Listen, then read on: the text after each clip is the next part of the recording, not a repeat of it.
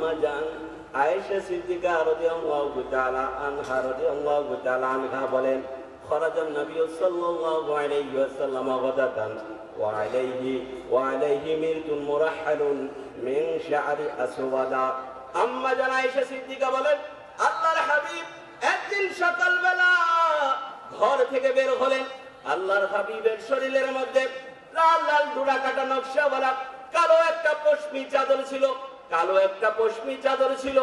এমন সময় ওই জায়গার মধ্যে হাসান রাদিয়াল্লাহু তাআলা আনহু বললেন, আসলেন। ফাজাল হাসানু ফাআদখিলাহু, যখন হাসান রাদিয়াল্লাহু তাআলা আনহু আসলেন, আল্লাহর হাবিব হাসান রাদিয়াল্লাহু তাআলা আনহুকে এই চাদরের মধ্যে নিয়ে নিলেন। সুবহানাল্লাহ। আল্লাহর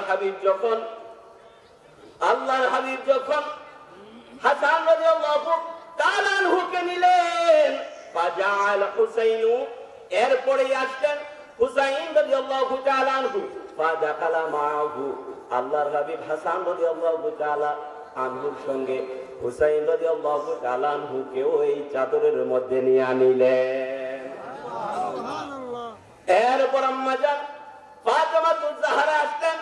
আম্মা জান ফাতেমাতুজ জাহরাকেও আল্লাহর হাবিব এই চাদরের মধ্যে নিয়ে গেল।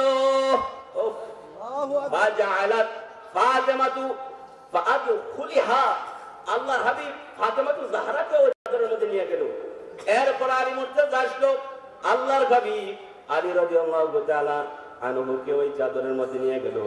এইবার যখন ওনারা চারজন এই চাদরের মধ্যে, তখন আল্লাহর হাবিব বললেন, ইন্নামা ইউরিদুল্লাহু লিইযহিবা আনকুমুর রিজসা আহলাল বাইতি ওয়া ইউতাহহিরাকুম তাতহীরা। ওনাদের সকলকে এই চাদরের মধ্যে নিয়ে আল্লাহর দরবারে এই আয়াতে কারিমা বলে, আল্লাহ, এরাই হচ্ছে আমার আহলে বায়াত। হে আহলে বায়াত, আল্লাহ তাআলা চান তোমাদেরকে সম্পূর্ণ রূপে পবিত্র করতে। সুবহানাল্লাহ। যারা হাজিরিন, আল্লাহ রাব্বুল আলামিন আহলে বায়াতের কি মাকাম দিয়েছেন, আর রাসূলের কি মর্যাদা দিয়েছেন। ও দুনিয়ার মানুষ, কুরবান হয়ে যাও।